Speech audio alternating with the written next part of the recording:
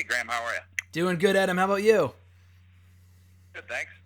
Well, first question I got for you. What intrigued you the most about Vikings, of course, coming back on November 28th on the History Channel? About your character. Is it pronounced Kjetill or Kjetil? That was the first thing I was trying to come up with when I was, before I talked to you. It's Kjetil. Kjetil. Okay, awesome. Kjetil, specifically, when you first signed on for it, what first intrigued you about the role? Well, I'd always been a fan of the show. I'd watched it from the first season on, and so I was already in. I already knew all of the characters. I already knew the writing. I already understood how epic the show is. So anytime that there's a show like that, I tell my team, I'm like, right, let's keep this one on the radar. And if anything ever pops up, we got to go after it. And sure enough, eventually a role came through. And to me, it was kind of a no-brainer.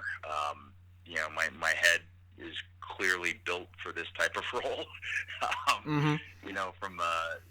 I basically have a Viking helmet stuck, for a skull. So it felt right. And then when I got over there and really started kind of finding out what this character is and who he is and how he goes about things, it really very quickly felt comfortable. More than any other role I've done, this was the quickest transition for me to kind of put his skin on.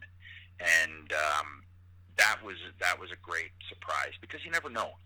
There's so many factors that go into that process, and from the writing to the editing and the whole crew, and let alone where you're filming, and all of those things go into how quickly, or if ever, you find these characters, and thankfully really quickly I felt really good about this character. So that was exciting. And you kind of mentioned it right there, too, the quick transition into the character, and just how, at many points throughout your WWE career, how you resembled a Viking. There were a few points when you came back from injury when you had the full beard and everything. It's like you look exactly like a Viking, so it's a natural fit for you. On that note, was there anything that you did to help prepare you for the role? And do you feel that your time in the ring kind of helped give you an advantage, given the physical nature of the show? What's interesting about my character, at least initially, is that there's not a lot of physicality to it, which was really surprising to me, because I thought, okay, that's one of the reasons I was hired, is that this is a very physical show, and they have battle scenes, and they have all of these physical elements. Mm-hmm. What was really refreshing was the fact that, at least initially, my guy doesn't do any of that. He's trying to build a community. So it becomes much more of a layered character thing. And that was really fun to have that challenge. I assumed that at some point the physicality would come into play, and that's my wheelhouse, so I'm okay with that. But this was really great to explore the layers of a character, and also tackle the challenge of a period piece, historical drama with accents. Just all of those things were really, really fun to tackle. I'm always, in whatever I do, I try to make sure that it's going to be challenging, so that because I find fun in the challenge. Mm-hmm. And this checked all of those boxes. And also, too, without giving away any spoilers for the shows, for the upcoming episodes that you'll be a part of, are there any specific story arcs that viewers can look forward to featuring Kjetil, your character, on the season of Vikings? And also, did you enjoy the evolution of your character over the course of the season? Yeah, it really it grew nicely. And I think that's kind of it's a learning curve for everyone. It's a learning curve for me as a performer coming into a new production and kind of getting, comfortable with how this show does things. And I think from the writing standpoint, not fully knowing what you have until you start, throwing some scenes here and there and going, oh, okay, wow, we have something here. We can build on this character. And and that ended up being the case with Kjetil, is that little by little there's more to come, and that was super exciting.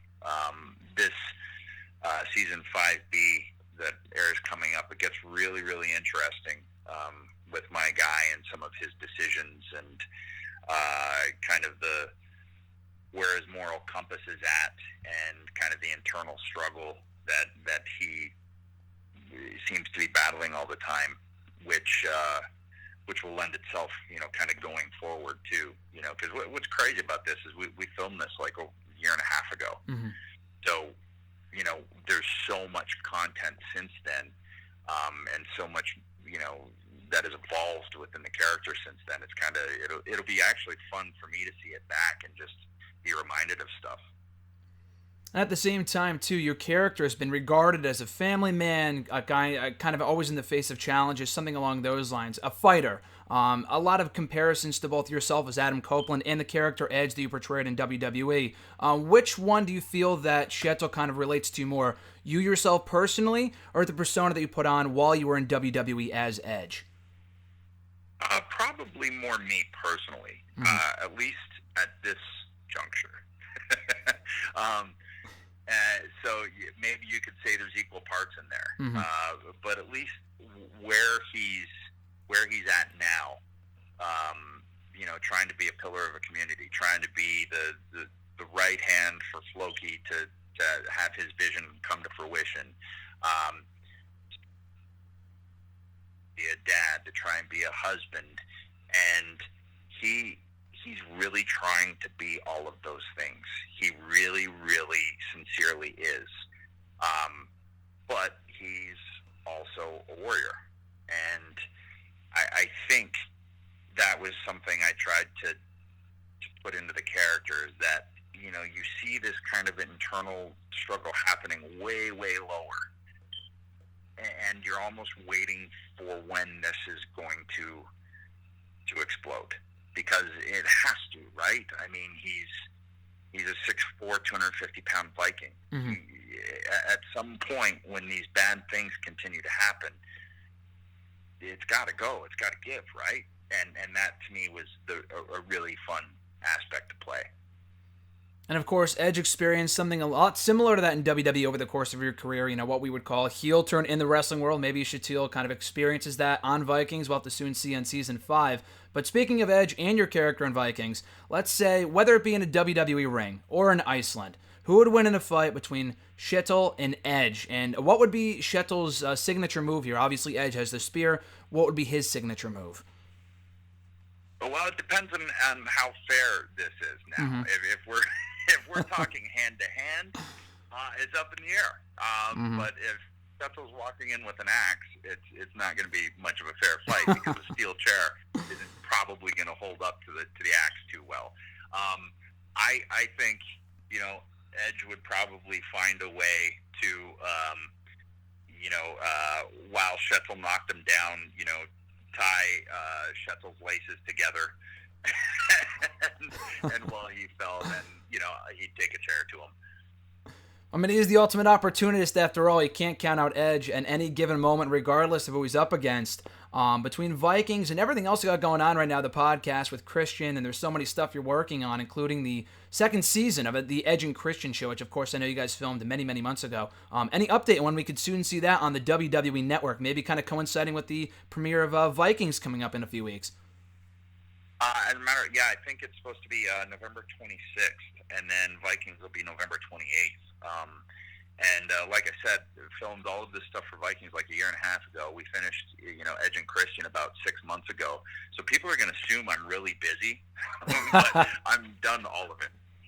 I'm actually just sitting at home and being lazy. That's great. Well, my next question for you was, how was it like being busy? So I guess you kind of answered that question for me. Between the Edge and Christian show, obviously filming Vikings, that was a while ago. And you guys are currently taking a break from the podcast world, right? Well, I had a hiatus in between filming of seasons for Vikings. In that time, we filmed ENC Season 2. And so it was basically 2 years straight of just work. So once I wrapped up on the latest Vikings stuff, it was just time for a break, and time to just be home and be dad and be partner. And we're switching podcast companies, and Beth's dad passed away, so it was really just the time to go, right, I got to pump the brakes on everything and just be home. And at the same time, too, you continue to make occasional appearances on WWE TV. You were at SmackDown 1000 a mere month ago, hosting the Cutting Edge with the current SmackDown Women's Champion, Becky Lynch. What was that experience like, being back home on the Blue brand? And at the same time, how was it different than being on the set of Vikings? I think that the main difference is the live element. And, because of that, it's always much faster paced at SmackDown or Raw or whatever it is. It's you really don't have a second from the time you get there, because there's something that needs to be done or ironed out, because that show's going live and you only have one take. With Vikings, there's so many moving parts and pieces, and you get a lot of opportunities to try different things, and they each bring positives because of that. I love the live atmosphere. I love flying by the seat of your pants and just, you have no net. What's really nice about Vikings is that you have a chance to try things and try something different, and on the day might stumble into something that you didn't even expect and go, oh, wow, I didn't know this scene was going to take this route. And that happened, this season that will air with Gustav, with Floki. Kjetil and Floki have this conversation, and you read it, and you read the script, and you kind of go over it in your mind. And then when we got there, it took this entirely different direction, and it was so exciting and so fun. And then, with SmackDown, you come out and you get that live reaction, and that's equally as stimulating, but just in different ways. And you also mentioned at the start of the interview here that you were a fan of the show before you joined the show in 2017, and you also mentioned in past interviews that superstars such as Roman Reigns watches the show, Charlotte Flair. Do you have any other friends or family members that had already watched the show before you joined it and were excited to see you join the cast? A lot of people within that industry, were pretty excited, because I think it is one of those shows that seems like a no-brainer in terms of the physicality for somebody with a wrestling background to be on it. And I think because WWE is such a physical thing, it naturally pulls the very physical people to watching it. But then it also has all of the historical elements and the dramatic elements that, I've been kind of exposed to an entirely new audience now, and that's really, really exciting. I've had a lot of people that watch the show come up to me not realizing I was a wrestler, which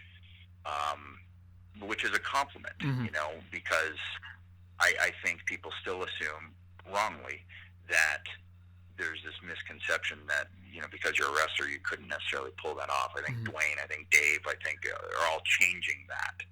But there's still a part of that where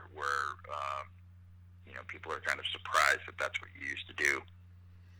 And also, final question for you, not just wrestling fans, but really anyone. What do you think they will enjoy the most about this upcoming season of Vikings, and specifically your involvement in it?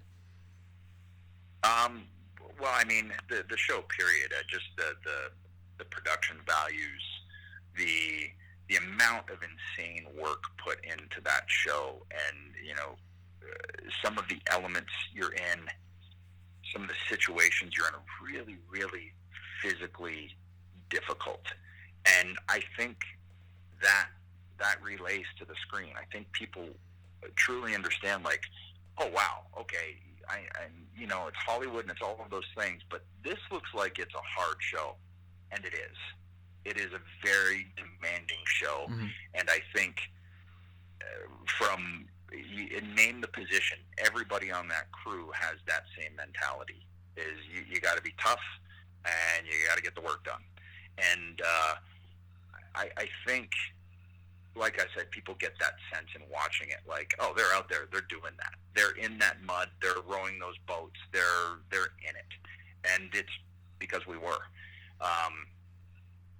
So I think, you can expect all of those things. I think when it comes to my character, there's a lot of stuff that goes on within his soul in the second half of the season, and I think everything that he bases his beliefs on comes into question, and that was really fun to play. Well, it's going to be a lot of fun to follow. People can check it out on the History Channel, premiering November 28th. Adam, thanks so much for your time. I appreciate it, my man. Yeah, appreciate it. Thanks a lot.